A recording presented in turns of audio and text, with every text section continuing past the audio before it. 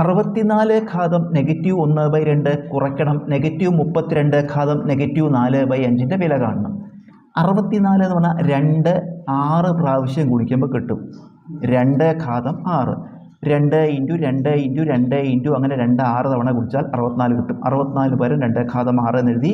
അതിൻ്റെ കൃതിയായിട്ട് -1/2 കുറയ്ക്കണം. അതുപോലെ ഇവിടെ നെഗറ്റീവ് ഇട്ടു. 32 2 5 തവണ ഗുണിച്ചാൽ, അതാണ് അതിനെ ഒരു തവണ കൂടി ഗുണിച്ചാൽ 64 കിട്ടും. അപ്പോൾ 2 5 തവണ ഗുണിച്ചാലാണ് 32. -2 ഘാതം 5, 32 പകരം -2 ഘാതം 5 എന്ന് എഴുതി. അതിൻ്റെ കൃതി എത്രയാണ്? -4/5. ഇനി കൃത്യംഗ നിയമം a ഘാതം m ഹോൾ ഘാതം n. a ഘാതം ഈ കൃതികൾ നമ്മൾ ഗുണിക്കുക m × n. അതുപോലെ നമുക്ക് 2 ഘാതം 6 ഘാതം -1/2. 2 ഘാതം ഇട്ടിട്ട് ഈ കൃതികൾ നമ്മൾ ഗുണിക്കുക 6 × -1/2 കുറയ്ക്കണം. അതുപോലെ ഇവിടെയും -2 എന്നിട്ടു ഈ കൃതികൾ നമ്മൾ ഗുണിക്കുക 5 × -4/5.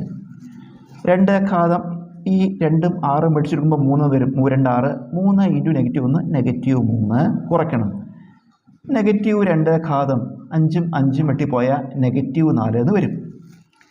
കൃത്യംഗ നിയമം x ഘാതം -m = 1/x ഘാതം m. അതായത് കൃതിയുടെ ചിഹ്നം മാറ്റാൻ, കൃതി നെഗറ്റീവ് ആയിരുന്നു, ചിഹ്നം മാറ്റാൻ നമ്മൾ എന്ത് ചെയ്താൽ മതി? 1/ നിട്ട കൃതിയുടെ ചിഹ്നം മാറ്റാം.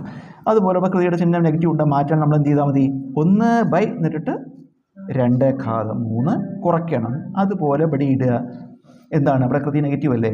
1/ നിട്ടിട്ട് -2 ഘാതം ഇതിൻ്റെ ചിഹ്നം മാറ്റിയ കൃതിയുടെ 4.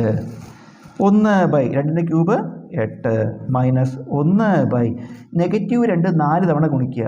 -2 × -2 4 തവണ ഗുണിക്കുമ്പോൾ 16 എന്ന് വരും. പിന്നെ നെഗറ്റീവ് സംഖ്യകൾ 4 നെഗറ്റീവ് ചിഹ്നങ്ങൾ, നെഗറ്റീവ് × നെഗറ്റീവ് പോസിറ്റീവായി, വീണ്ടും ഒരു നെഗറ്റീവ് × നെഗറ്റീവ് പോസിറ്റീവായി. അപ്പോൾ ചിഹ്നം പോസിറ്റീവാണ്, ചിഹ്നം എഴുതട്ടെ. 1/8 നിന്ന് 1/16 കുറയ്ക്കണം. അപ്പോൾ നമുക്കിവിടെ ഛേദങ്ങൾ തുല്യമാക്കാൻ ഇവിടെ 2 കൊണ്ട് മുകളിലും താഴെയും ഗുണിക്കുക. 1 × 2 2/, 8 × 2 16 കുറയ്ക്കണം 1/16. ഇപ്പോൾ ഛേദങ്ങൾ തുല്യമായി, അംശങ്ങൾ കുറയ്ക്കുക. 2 നിന്ന് 1 കുറച്ചാൽ 1/16 ഉത്തരം.